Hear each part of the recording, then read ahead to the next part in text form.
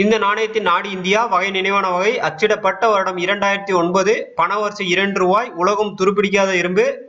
இந்த நாணயத்துல பின்பக்கத்துல இருக்கவர் பேரு Lewis Braille.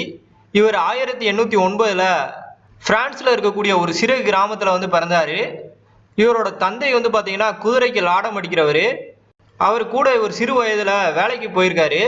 அப்போ போன நேரத்துல ஒரு ஊசியை எடுக்கும் போது தவறுதலா இவர் கண்ணில் அது குத்திருச்சு. அந்த நேரத்துல பெரிய மருத்துவ வசதி இல்லாதனால இவரால் மருத்துவம் பார்க்க முடியல. அதன் காரணமா ஒரு கண்ணை இவர் இழக்க நேரிட்டது. அதுக்கப்புறம் பிரிவு கண் நோய் காரணமா இவர் மற்றொரு கண்ணையும் இழந்துட்டாரு. இருந்தாலும் தன்னோட தன்னம்பிக்கையினாலேயோ விடாமுயற்சியினாலேயோ 1 முதல் 6 புடைப்புள்ளிகள் இருக்கக்கூடிய பார்வையற்றவர்களுக்கான எழுத்தான பிரெய்லி எழுத்த இவர் தாங்க முதல் முறையா கண்டறிந்தாரு.